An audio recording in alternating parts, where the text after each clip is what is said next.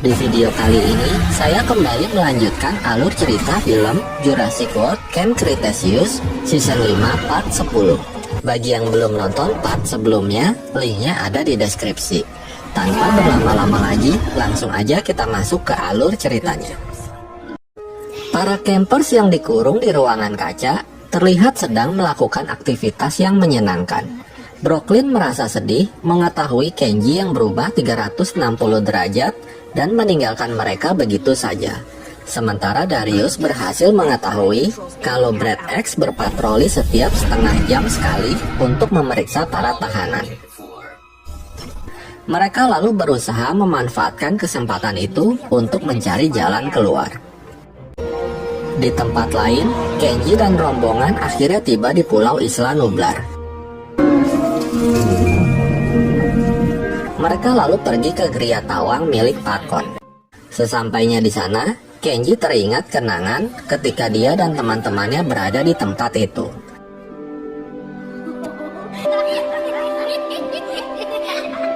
Kenji, this is amazing. Ketika si Kenji mulai kangen sama teman-temannya, lagi-lagi ayahnya mempengaruhinya bahwa keputusannya untuk meninggalkan teman-temannya sudah benar. Pak Kon berkata kalau sekarang dia membutuhkan dinosaurus untuk mendemonstrasikan chipnya kepada Biosyn. Awalnya Pak Kon menyuruh Molina untuk pergi, tapi karena si Molina menolak dengan alasan dia nggak mau jadi roamer, akhirnya ayahnya menyuruh Kenji untuk mencari dinosaurus. Karena hanya Kenji lah yang paling tahu seluk-beluk pulau itu dan keberadaan para dinosaurus.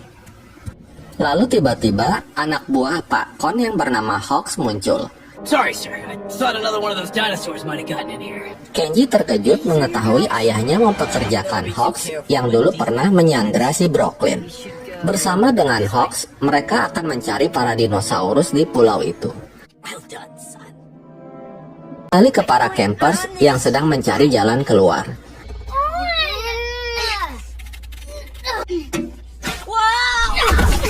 Hingga akhirnya Darius tak sengaja menemukan sebuah lubang yang menuju ke selokan. Finding a way out here. I'm pretty sure this is a sewer. Setelah Brad X mengabsen para campers, mereka lalu mulai keluar lewat lubang tersebut. Namun gara-gara tiket lubangnya terjatuh, Brad X pun mengetahuinya dan segera mengejar mereka. Di dalam terowongan, mereka kebingungan karena nggak tahu mau lewat jalan yang mana. Mereka pun memilih salah satu jalan dan tanpa mereka sadari, sesosok makhluk mengikuti mereka dari dalam air. Selama perjalanan di terowongan, Yasmina dan Ben menyalahkan si Kenji yang membuat mereka jadi menderita. Namun Brooklyn gak setuju. Dia lebih menyalahkan Pak Kon karena telah mempengaruhi si Kenji.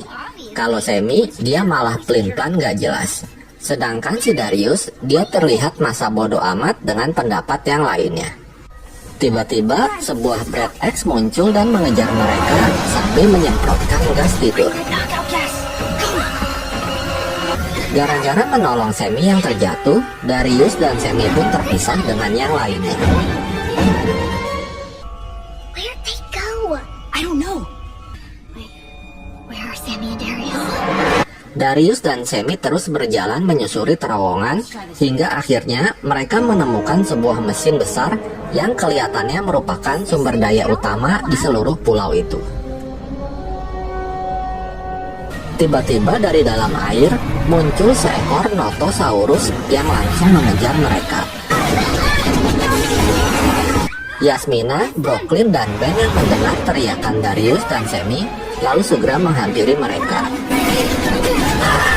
Yasmina berhasil menghajar makhluk itu dengan menggunakan sebuah pipa. Tiba-tiba Brad X muncul dan menyerang mereka. Untungnya mereka diselamatkan oleh Notosaurus yang menyerang Brad X.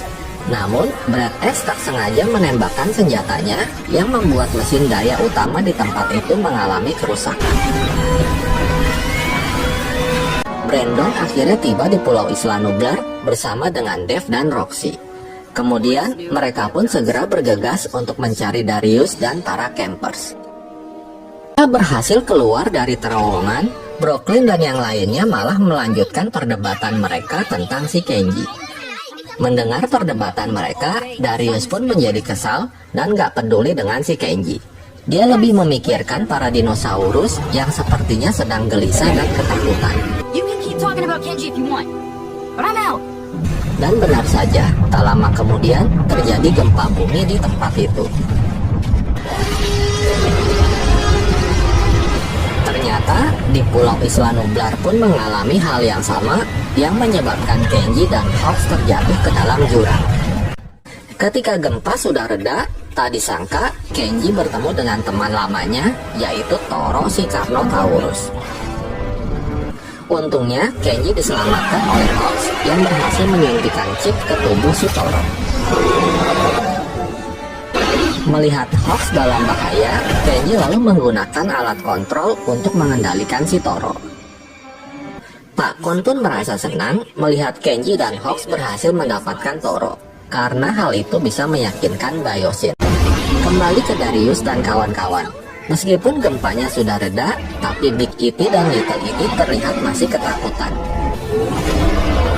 Darius lalu memutuskan untuk mematikan drone sendirian, sementara yang lain disuruh pergi duluan ke tempat yang aman. Brandon yang belum pernah ke Isla Nublar lalu bertemu dengan seekor Baryonyx yang langsung mengejarnya.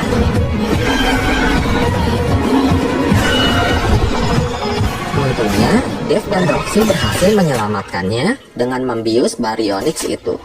Roxy lalu menenangkan Brandon. Dia bilang kalau Darius bukanlah bocil yang noob dan lemah. I'm sure he's fine. Ketika Darius mau mematikan drone, tiba-tiba drone-nya mati sendiri yang membuat Big E.T. dan Little E.T. berlari meninggalkan Darius. What are you so scared of? Sementara itu, Brooklyn dan yang lainnya berhasil menemukan sebuah drone di Isla Nublar yang dulu pernah digunakan Sammy untuk mengirim data ke Mantah Corp. Mereka lalu menggunakan drone tersebut untuk memantau keadaan di Isla Nublar. Got it! Knew you could do it. Dari kamera drone, mereka melihat Kenji yang sedang mengendalikan Toro dan juga terlihat semakin akrab dengan ayahnya. Hal itu membuat Brooklyn sakit hati dan melampiaskan kekesalannya di ruangan lain. Teman-temannya lalu menghampiri Brooklyn dan berusaha menghiburnya. Ben bilang kalau Pak Kon akan menjual chipnya ke Biosyn. Mereka ada kesempatan untuk menghentikannya, karena untuk memproduksi chip, Pak Kon harus kembali ke pulau itu. Kembali ke Darius yang masih kebingungan melihat tingkah laku para T-Rex. Rupanya, para T-Rex menyadari kalau gempa belum berakhir. Tak lama kemudian, terjadi gempa susulan yang membuat Darius hampir tertimpa pohon.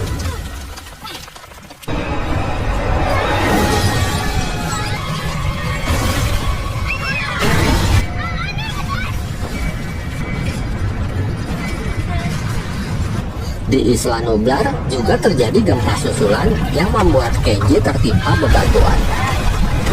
Beruntung dia masih selamat dan berhasil menyingkirkan bebatuan dengan bantuan Toro.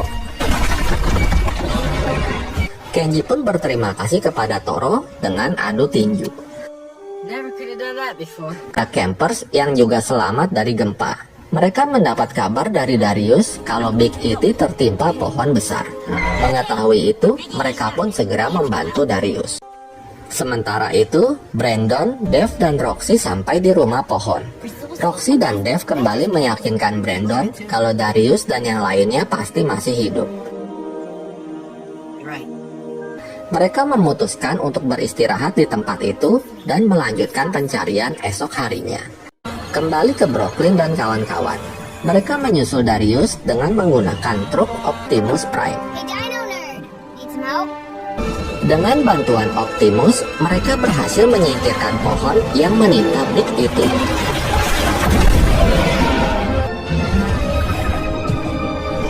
I think we're done with earthquakes for now. Yasmina yang masih kesel sama si Brooklyn lalu mengajak Ben dan Sammy ke semak-semak. Sementara Brooklyn curhat ke Darius mengenai si Kenji. I fall for a guy who would do that. Darius berkata pada Brooklyn, oleh karena itu, dia lebih suka memahami perasaan dinosaurus daripada manusia. Setelah itu, mereka pun kembali melanjutkan rencana mereka. Kembali ke Isla Nublar, Kenji dan Toro akhirnya bertemu dengan ayahnya dan yang lainnya. Mengetahui itu, Pak Kon pun langsung memuji Kenji dan merasa bangga padanya. Kepala penelitian Biosin Louis Dodson datang ke Isla Nublar.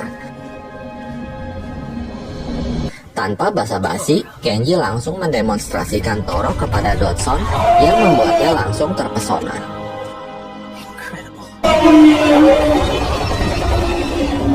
Dodson lalu memberikan daftar nama-nama dinosaurus yang harus mereka dapatkan terlebih dahulu sebelum dia deal dengan Pak Kon. Kenji bilang itu mah easy, karena dia udah tahu di mana para dinosaurus itu berada.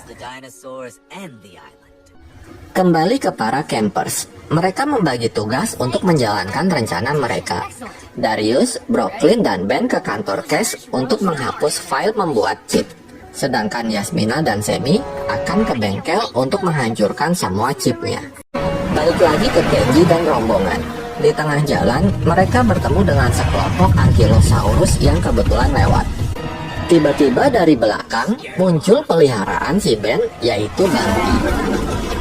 Melihat Bumpy, Kenji pun langsung kesenangan.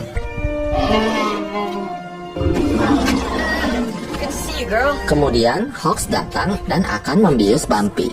Mengetahui itu, Kenji dan Dr. Mai pun berusaha mencegahnya. Stop messing around. Move. She's Ben's. Anyway, right? Those asymmetrical horns. You raised her from the time she was a baby. Please. Akhirnya Pak Kon pun luluh. Dia bilang kepada Dodson untuk mencari Ankylosaurus yang lain aja. Don't ever embarrass me like that again. Sementara itu, Yasmina dan Sammy dengan mudah mengambil chip di bengkel dan membawanya untuk dimusnahkan. Kembali ke Darius dan Ben. Mereka berusaha mengalihkan perhatian para Brad X, sementara si Brooklyn berusaha menghapus file di komputer Cash.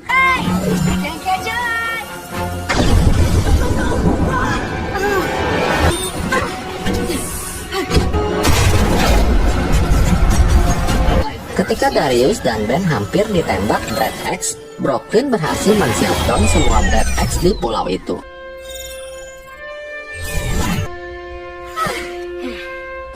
Setelah itu, Brooklyn mengganti password di komputer itu agar Pak Kon tidak bisa mengaksesnya. We locked out of the system. Sweet, nice.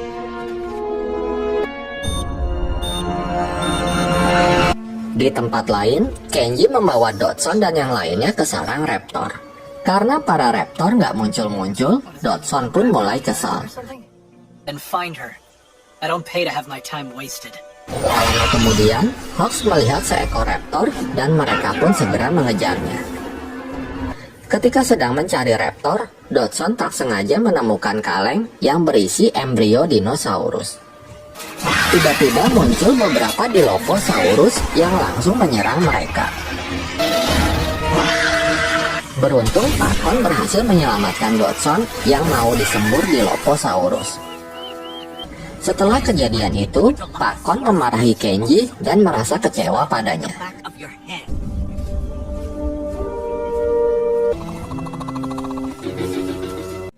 Kembali ke Kenji yang lagi stres karena diomelin ayahnya.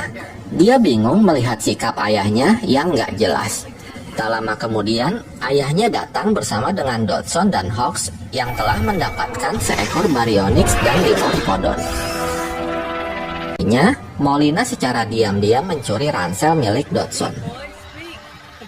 Namun Kenji memergokinya dan segera mengejar Molina. Hingga akhirnya Kenji berhasil merebut ransel tersebut. Sementara Molina yang berusaha kabur, dia pun tewas setelah dikeroyok oleh para kompi.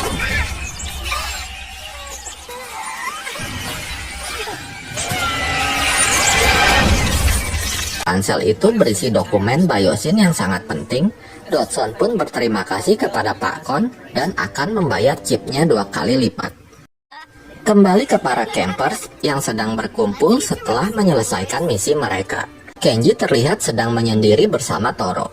Dia merasa dilema antara tetap mengikuti ayahnya ataukah kembali kepada teman-temannya. Dan film pun bersambung.